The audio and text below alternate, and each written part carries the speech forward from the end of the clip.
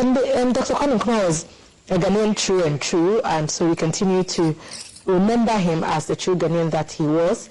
And let me send this quick shout to our good friends at Big Joe Wache at Tema, Community 7, because they brought us some delicious wache to have on the show today.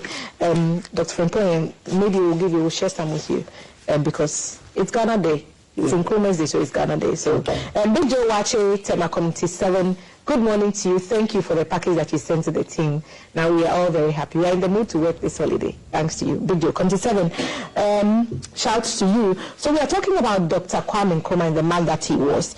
Today we want to focus on his industrialization drive. The key aspect of his vision for Ghana was for us to be self-reliant, for us to be able to produce our own things, to be able to manufacture so that we reduce imports and that we can stand on our own 2 feet, basically. And so he had grand plans, and some of them actually took shape. Unfortunately, along the way, a lot of things happened, and that's what we'll be focusing our conversation on. But Dr. Anokye, what was Nkrumah's intention setting up all these factories, and how did that position Ghana then as, you know, one of the first country in sub-Saharan Africa to gain independence? How did that position us as a country? Well, that is a very good question. 2 related questions, very good. The first one was that Nkrumah accidentally, and I say accidentally, stayed in the United States of America. Accidentally because in those days, the British and the French would pick very bright students from the colonies, send them to the metropolitan country, either Britain or France, educate them. When they come, they will speak slangs, they will wear suit, and they will work in collaboration with the colonial masters. So more or less, they will be just white people in black skin. Accidentally, Nkrumah found himself in a former colony, United States of America. Accidentally, Nkrumah found himself in a black university, Lincoln University, which gave him the opportunity to love his skin more and then learn under the feet of Africans in the diaspora, Du Bois, Padmore, and others, so many of them. That was a big opportunity from a ground where God prepared him. Now, the opportunity of being in the United States of America was the fact that Nkrumah learned this was a country made up of nearly 55 countries. But when they won their independence in about 1776, they did not balkanize themselves. Otherwise, they wouldn't have become a superpower. So Nkrumah learned from that. Then number 2, he realized that when you have numbers, then you have big land, then you have wealth because of human capital, then you can progress. Luckily for Kwame Nkrumah, he didn't come from Europe. He hails from Africa.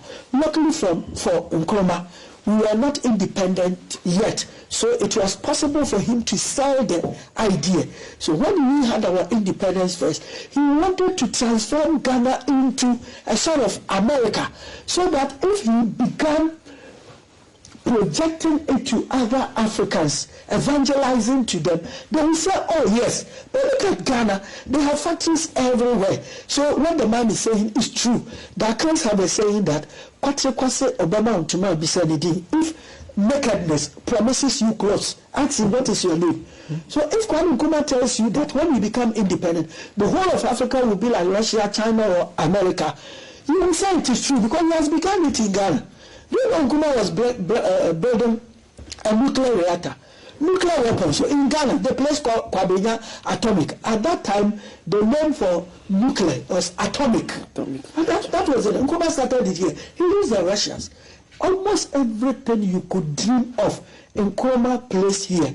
But the second reason why Nkrumah would do that was that Nkrumah discovered that the youth population was growing heavily, and there was going to be unemployment. So he had to solve the unemployment problem.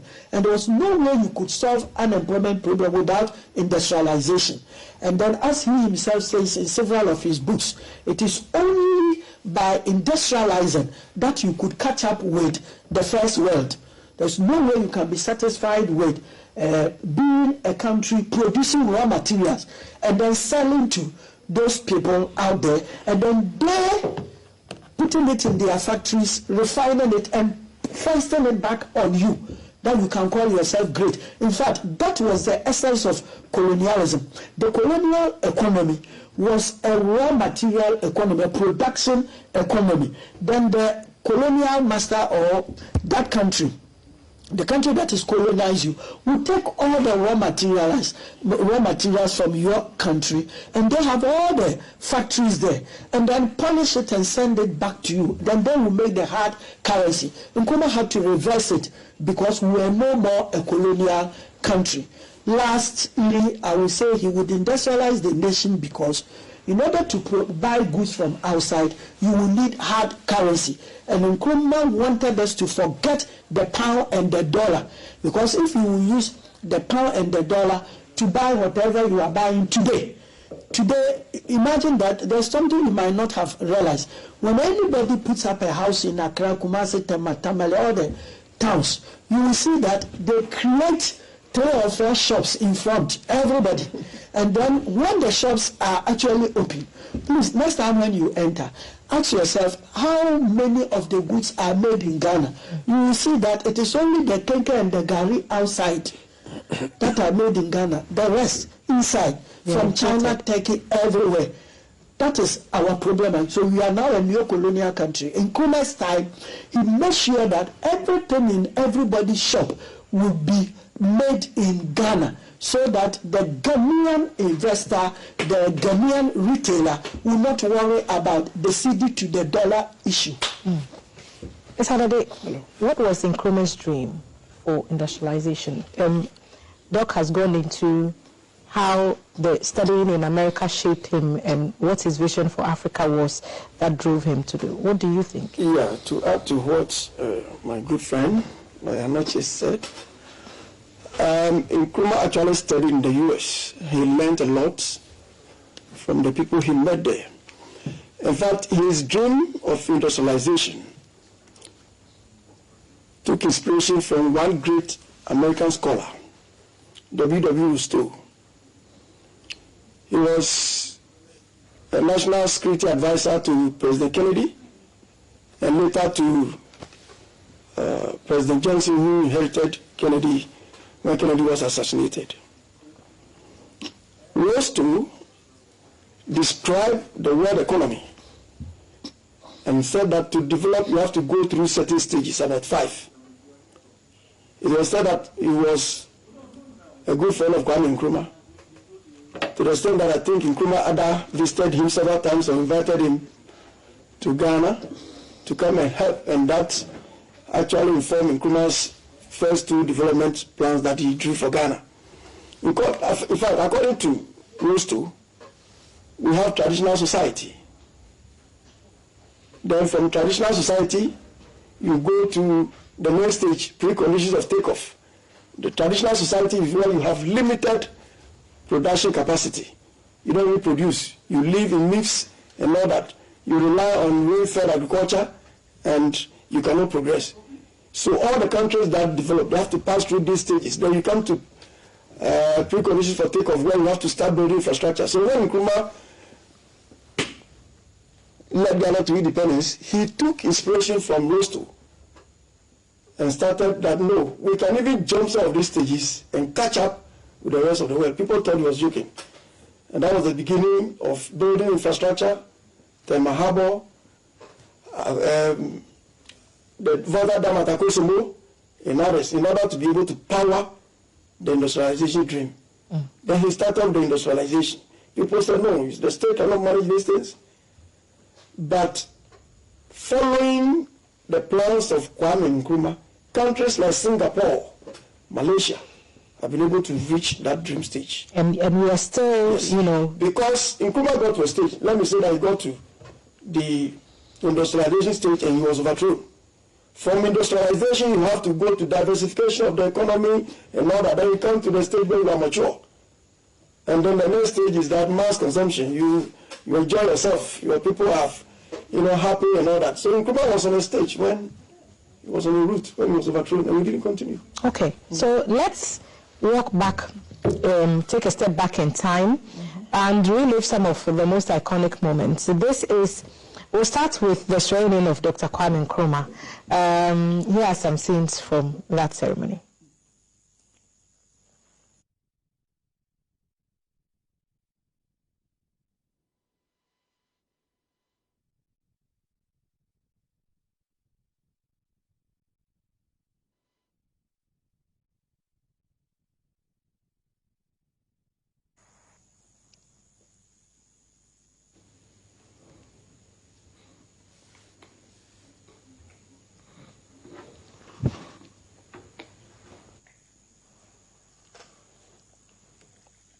Dr. Anokye, what are we seeing now? We are seeing pouring of libation, and we are seeing fatia by Nkrumah. So is that a shrine? No, but there's some pouring of libation there. Sure, okay. That is African traditional religion. That's our religion. No, a priest will pray, and then others too will pour libation after the Christian priest has prayed. But because you saw this woman there, Fatia, it shows that this was not the independence one, the 1957 one. This was the Republican Parliament. Okay. Yeah, because Republican Fatia had been married. She was married in the early 1958. So once you see Fatia there, it means that it is a presidential one. So first president of Ghana. That's after Republic has been declared, and that was 1960.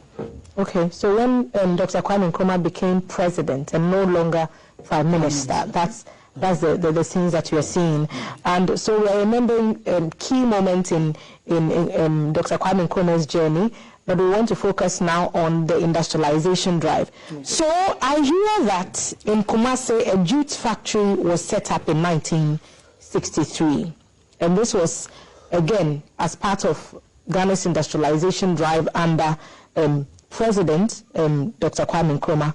The factory's primary purpose was to produce jute bags or jute sacks for the cocoa industry, and the aim was to reduce the country's reliance on imports. It was set up during Dr. Kwame Nkrumah's presidency as part of the drive. Unfortunately, the factory faced several challenges, and let's go to Kumasi now. This is the Kumasi jute factory.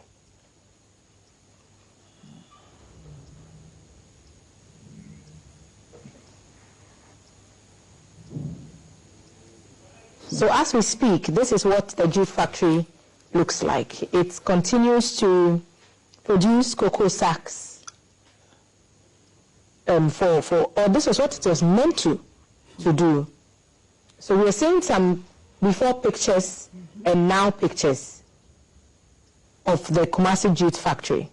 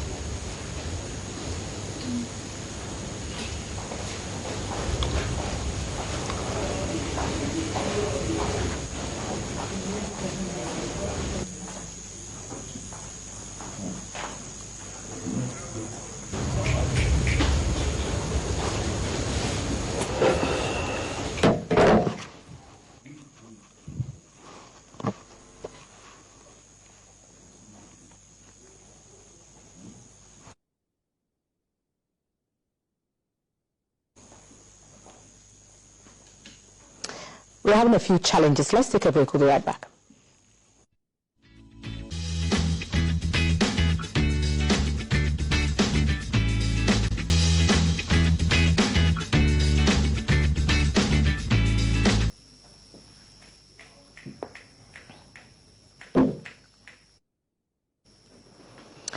Welcome back. So we've seen the jute bag factory, which was set up in 1963. Where is it now? Let me comment on that one. Then Adado will take another. Okay. Well, the reason why I'm so passionate about it is the fact that I talk a lot about it. And you see, the British made Ghana producers of raw materials such as cocoa. And then they placed the factories for the production of jute bags in India and Bangladesh.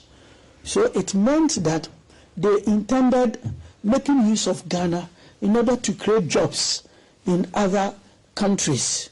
You know, the one country to produce the cocoa, and then one country to produce the bags. So when it's time for harvesting, you just import. And that alone will give them a lot of money whilst creating jobs in Bangladesh. So when Nkrumah became the president, he realized that we were always spending money importing the bags. And the meaning was that even before CMB could purchase cocoa beans from the farmers, it had already incurred debts in hard currency. That was what Nkrumah intended to completely stop. And that was the essence of the jute factory in Kumasi. The additional benefit of the jute factory was the fact that the state had state farms at Ejura, the Ejura in Kwanza area, which created jobs for farmers over there and for farmers for the outgrower scheme and for other people who are in agriculture. Students who came out reading agriculture at the university, you know that when you come out, you have just to do. Those in agric engineering and all of that, everybody was covered. So the jute factory served so many purposes. And then those who would also use their trucks to transport and distribute. And then retailers who would buy and sell to farmers. At the end of it all, Ghana still remains one of the two leading exporters of cocoa in the world. And this factory is completely in disrepair now. It has been left to get rotten. And what is good for politicians is the fact that it helps them to apportion the import of cocoa sacks among themselves.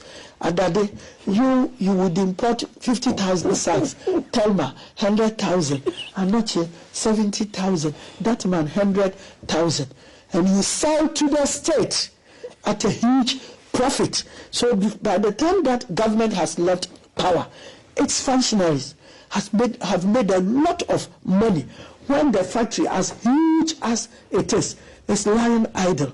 And that is a reason why, I should rather say, it's one of the main reasons why CMB cannot stand on its feet, because of the fact that the very raw material you are producing, cocoa, you would need to import whatever, jute, to cover it. And Nkrumah also set up the Black Star line, which was made up of what? Our own vessels to carry the cocoa beans outside. We don't have Black Star line, so it means that apart from the cocoa sacks, the politicians will also have to look for people to go and rent ships at a huge profit going into their pockets. This is the reason why I wanted to comment. Maybe another day we'll add more.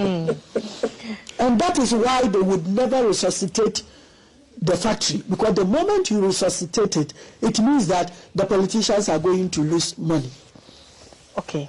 What would you have to add? Yeah, my good friend Lawyer is so passionate about this because he's a dependency theorist. You know, the dependents will always